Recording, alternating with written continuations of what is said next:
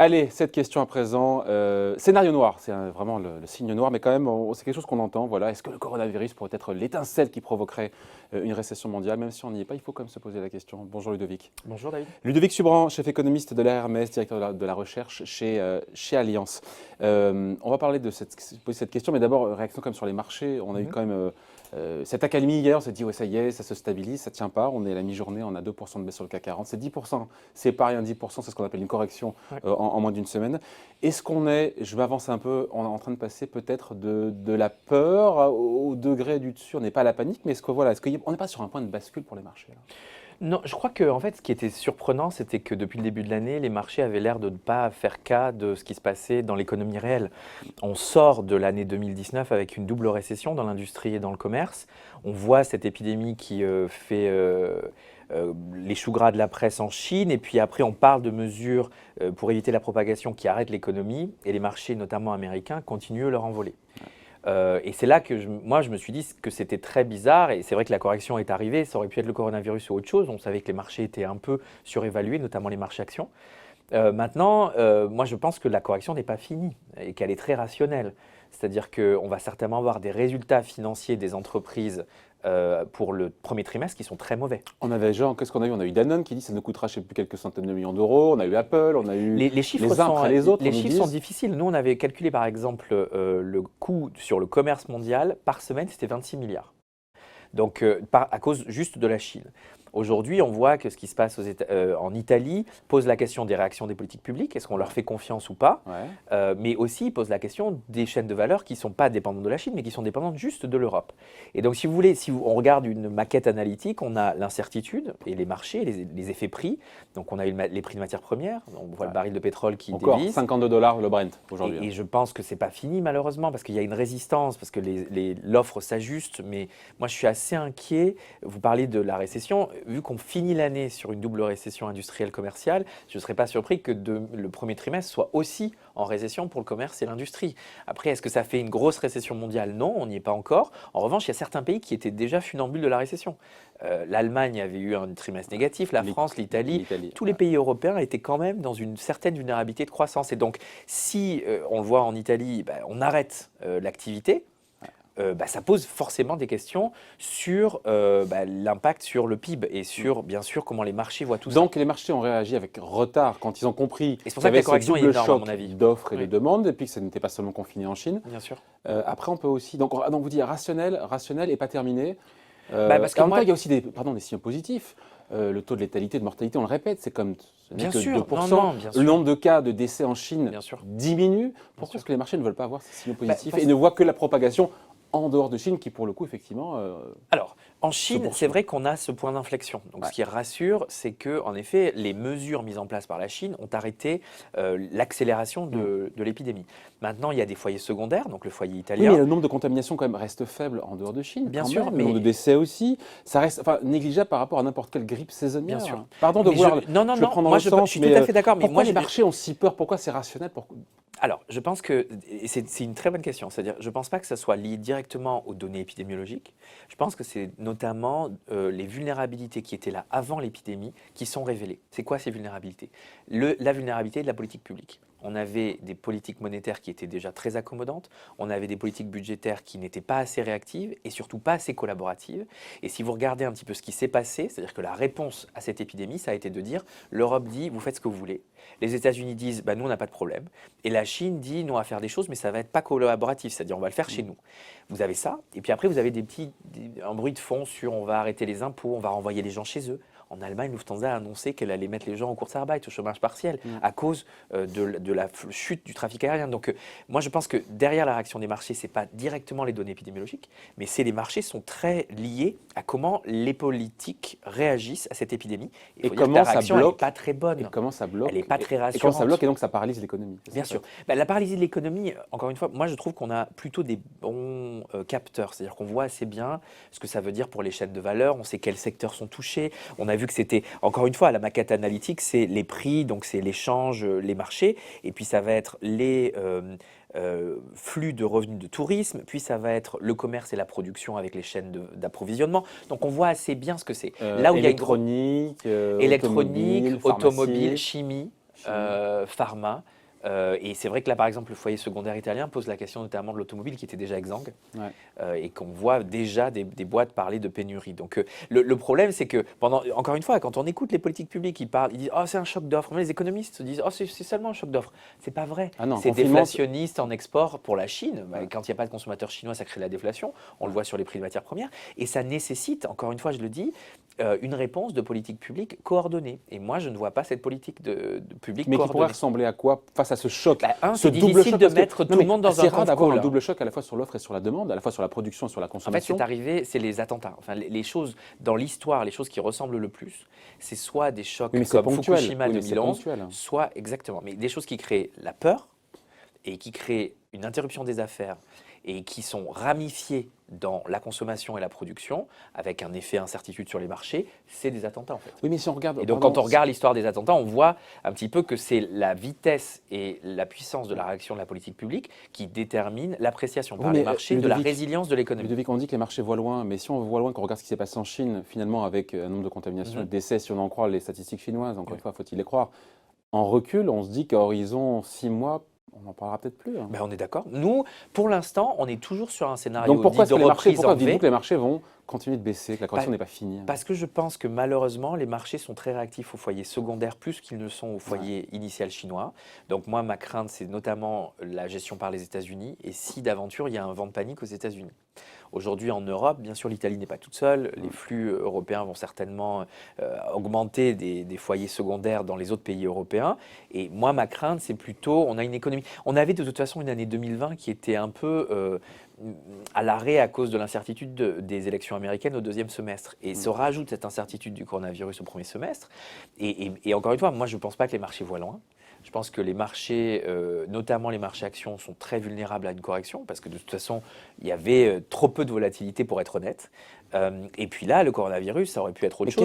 Quel bon prix, c'est impossible. Mais quel bon prix des marchés, quel bon prix de valorisation quand on a ces incertitudes épidémiologiques, il y a des modèles de valorisation. Des foyers autonomes, quand on voit peut-être des possibles confinements, on le voit en Italie, ça va sûrement peut-être malheureusement arriver en France. Oui. Comment est-ce qu'on met un prix là-dessus? On a des tendances de long terme pour regarder les fondamentaux des marchés. On voit par exemple qu'il y avait le tech factor pendant très longtemps, le facteur technologique qui donnait en fait un moment sur les marchés un peu plus fort pendant très longtemps, les marchés actions notamment américains. Si vous avez Apple et certaines entreprises qui commencent à dire nous on va pas pouvoir vendre autant, si vous avez il y en a de plus en plus, vous avez vu. Bien sûr. Et ça va être un vrai sujet, c'est-à-dire que quand on regarde dans le rétroviseur, l'année 2019 est record dans plein d'industries, mais je pense que le premier trimestre, comme il y a un effet prix, ça va se voir sur le chiffre d'affaires de beaucoup d'entreprises. Et donc, il va falloir forcément s'attendre à ce que les résultats du T1 en avril soient mauvais. Mais parlons par exemple des marchés des taux, parce que c'est intéressant. Parce qu'il y a forcément… Il me double là. Mais non, parce que sur les marchés, par exemple, le taux à 10 ans allemand, c'est quoi sa valeur vraie aujourd'hui? Nous, nos modèles, ils disent c'est autour de moins 0,1. Aujourd'hui, si on passe à moins 0,50, non? Ouais, exactement. Donc là, aujourd'hui, quand les gens disent oui, il y a une histoire de fuite vers les valeurs refuges, nous, c'est toujours dans notre deux écarts types de variation. 10 ans américains, on est autour d'un 30, plus bas historique ever. Et pour les Amériques, par exemple, pour le 10 ans américain, on est en dessous. On est en dessous. Là, pour le coup, on est plus de un écart type en dessous de ce que nous on considère comme une valeur fair, qui est plutôt autour de 1,80. Ça prouve la peur, encore une fois, des marchés obligataires de voir le 10 ans américain. Et l'appréciation du dollar. Moi, je trouve que ce dont on ne parle pas, c'est que ça crée une vraie crainte, notamment pour les marchés émergents, sur les conditions monétaires et financières. En fait, le coronavirus, c'est ça qui est fascinant, c'est que initialement, on se dit, moi, encore une fois, je vois plein de commentateurs qui disent, on peut rien faire, c'est un choc d'offres, de toute façon, il faut attendre que ça passe. C'est pas vrai. On peut faire de la relance budgétaire, notamment dans des campagnes de prévention, des campagnes d'information, des mises à disposition de matériel et de gens qui savent faire. Et deuxième chose, il y aura certainement un rôle pour la politique monétaire. Moi, vu que la politique monétaire fait déjà beaucoup, nous, on avait déjà une baisse des taux de la Fed et une baisse des taux de la BCE d'ici juin. Aujourd'hui, on est plutôt sur 2 baisses des taux de la Fed. Donc finalement, la stabilisation des marchés pourrait venir de la réponse de politique publique à la fois budgétaire et réagissent qu'à ça, c'est mon point. Mon point, c'est qu'on essaie de faire dire au marché épidémiologique, une éventuelle pandémie. Non, mais vous pensez qu'un trader dans son écran, il suit ce qui se passe? Un trader dans son écran, il comprend le zeitgeist et il voit que De quoi l'esprit Le du zeitgeist. moment, le zeitgeist, Le genau. zeitgeist. Et donc le truc, c'est que moi je suis persuadé que c'est plutôt la réaction ou l'absence de réaction des politiques publiques qui est pricée par les marchés aujourd'hui. Et que c'est ça qu'il faut absolument résoudre. Si on veut avoir un vrai beau V, une reprise en V avec une vraie reprise des marchés, il faut absolument que les politiques publiques soient un peu plus audacieuses que ça. Enfin, l'Europe qui annonce rien. Et donc, quand même... oui, donc le scénario noir, Ludovic, Pour nous, il n'est pas encore le plus qui est probable. encore une fois le coronavirus, qui est l'étincelle qui provoque Ouais. la récession mondiale, ça dépendra finalement de la réaction, peut-être Bien sûr. Moi, je pense que des la clé, elle est politiques, là. à la fois, encore une Ouais. fois, budgétaire, monétaire. La clé, La elle clé est là. Ouais. J'en suis La persuadé. clé aussi, le fait que. Parce qu'on on c'est ne aussi- sait c'est pas, aussi la- sur l'épidémiologie, on sait qu'il y a un pic et qu'après, forcément, ça doit se stabiliser. On a, comme On vous le voit le en savez, Chine. On est clair, on le voit en Chine, on ça. sait que c'est pas, c'est 10 fois plus que la grippe, mais c'est 10 fois moins que d'autres épidémies sur la mortalité. On voit que la contagion, on avait parlé de super transmetteurs, au final, on voit que la contagion moyenne, ça C'est reste 3 ce personnes. niveau R0, donc c'est 3 personnes.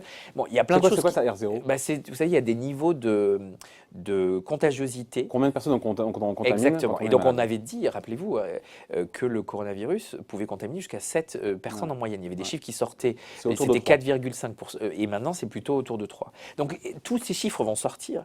Mais moi, je pense que c'est plutôt quelle est la réponse de politique publique à ça? Parce que l'interruption, elle est là. La récession dans certains pays au premier trimestre, elle est déjà là. Donc la vraie question, c'est est-ce que ça repart en mai? Ce qui est ce que nous, on a dans le scénario.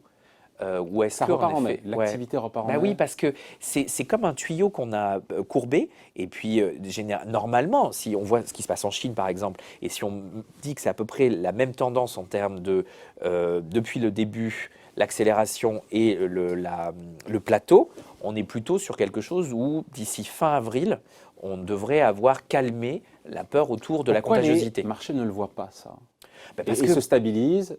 Et parce que là, on se dit effectivement, le couteau il est en train de tomber et personne n'a envie de le prendre au Parce passage. qu'il y a un effet récessif qui est là, et surtout il y a cet effet sur les conditions monétaires et financières qui, lui, va dépendre de ce que vont faire les banques centrales. Et dans ce cas-ci, je vous rappelle quand même que la BCE est en revue stratégique et les annonces. Enfin, encore une fois, la musique de fond, c'est les gens qui disent non, mais ça va passer, ça va passer. Et puis de toute façon, on ne peut pas faire grand-chose. Et puis de toute façon, ça ne sert à rien de faire de la politique monétaire. Puis de toute façon, ça ne sert à rien de faire de la politique budgétaire. Ce qui marche vraiment, c'est de mettre les gens en quarantaine. Bon.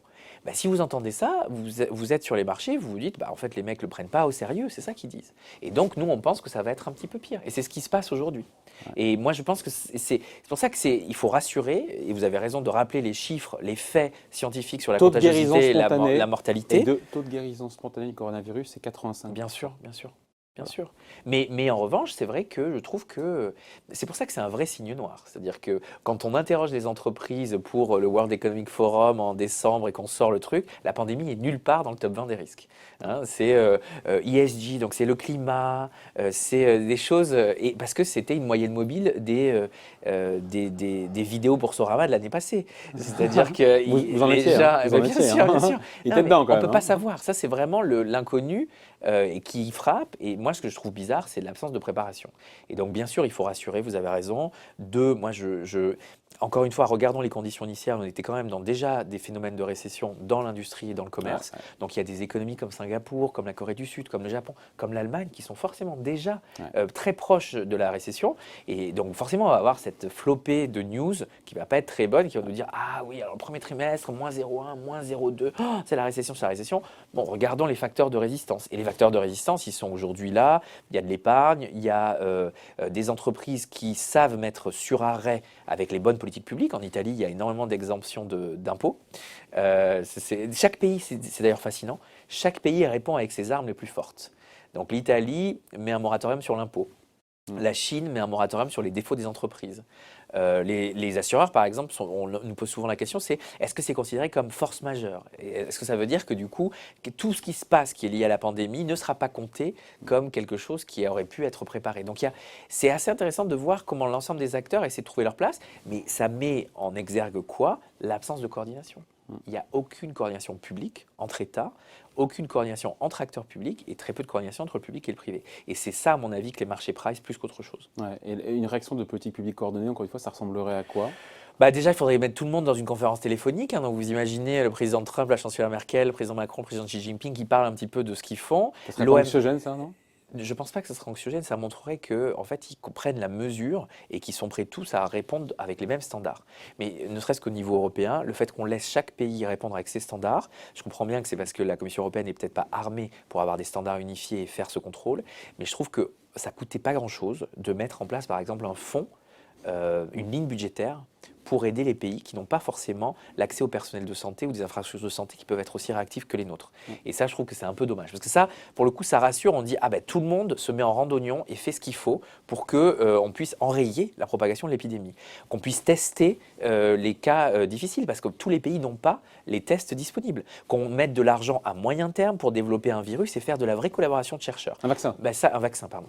Et ben ça, par exemple, c'est pas encore annoncé. Ben, moi, je trouve ça dommage. Je trouve que c'est une opportunité manquée de calmer un petit peu l'incertitude et d'éviter. Le vrai risque de tout ça, c'est la distanciation sociale. Le problème, c'est que les gens ne veulent plus sortir. Vous avez des mesures de quarantaine qui sont mises en place par toutes les entreprises. C'est ça qui arrête l'économie et qui fait encore plus peur, parce qu'après, chacun s'enferme dans ses... Et puis, rappelons-nous qu'on est dans une guerre de l'information.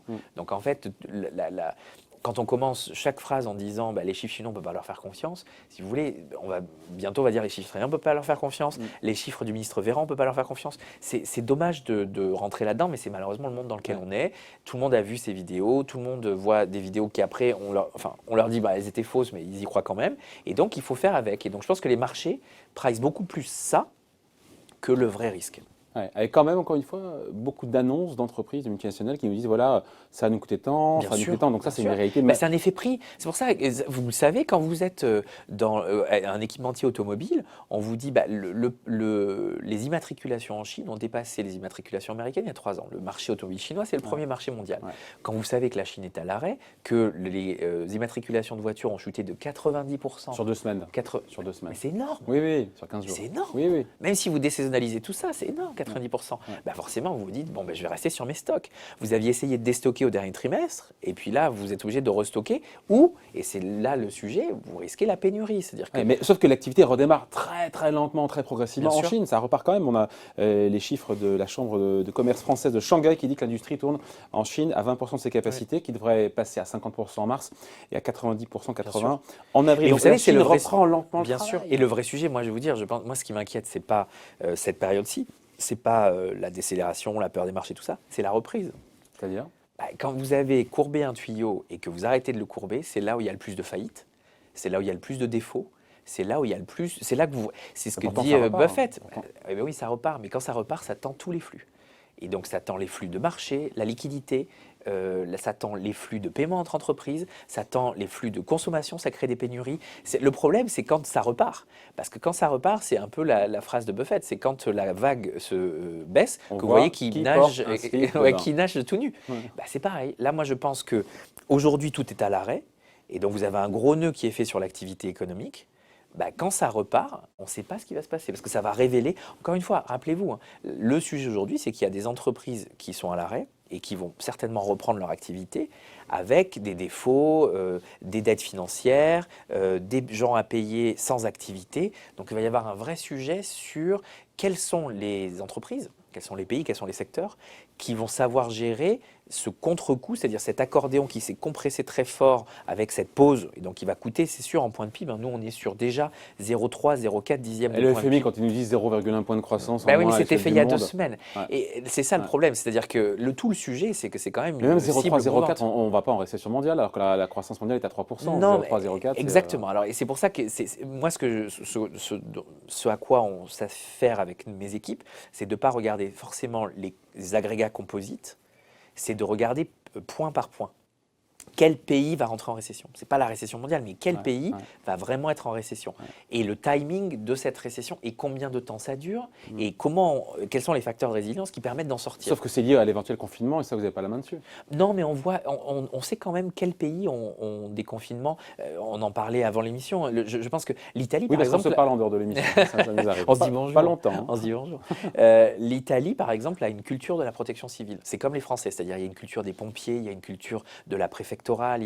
En Italie, ils savent gérer les catastrophes naturelles parce qu'ils ont beaucoup de tremblements de terre. Donc, ce qui a été fait, par exemple, c'est-à-dire cette communication dans les villages où il y a eu des foyers secondaires pour que les gens restent chez eux, c'est très bien géré. Je ne suis pas sûr qu'on arrive à faire la même chose à Londres, où je ne suis pas sûr qu'on arrive à faire la même chose aux États-Unis sans que Donc ça c'est du crée la cas par cas. panique. C'est du cas par cas et ça nécessite, et du coup, pour les entreprises aujourd'hui, ça nécessite, si vous voulez, des capacités de suivi de l'information qu'elles n'ont pas. Et donc les entreprises préfèrent annoncer des choses qui sont plutôt des bornes basses, alors que les politiques publiques annoncent plutôt des bornes hautes. Et c'est là, à mon avis, la déconnexion, et ce qui est aussi vu par les marchés, c'est-à-dire que personne ne sait vraiment à quel sein se vouer, et je pense que c'est parce que personne ne sait vraiment, en effet, exempter comment le virus va se propager. Ensuite, on voit à peu près comment ça Exempter, c'est marche avant que ça arrive. avant que ça arrive. Après, on sait à peu près comment marche la mécanique de l'économie réelle et de l'économie financière, mais on ne sait pas ex post comment les politiques publiques vont réagir. Et Voilà. moi, à mon avis, le risque, il est sur ces deux trucs-là. Ouais, il n'a pas de boule de cristal, mais quand vous dites les marchés, la correction est rationnelle Ouais. et n'est pas terminée, Ouais. le point bas. Nous, par exemple, on pense le marché action américain, il était surévalué de 20%. S'il a corrigé de 10%, ça veut dire que si l'incertitude continue et s'il n'y a pas de sortie de tunnel rapide, c'est-à-dire si le V n'est pas visible à court terme, ça peut encore corriger de 10%. Court terme, c'est en semaine. Court terme, pour moi, aujourd'hui, sur les marchés américains, c'est à la semaine parce que, en effet, l'incertitude est très grande. Bon voilà, merci d'avoir été avec nous. Explication Merci. signée Ludovic Subran, chef économiste de l'RMS et directeur de la recherche économique chez Allianz. Merci Ludovic. Merci.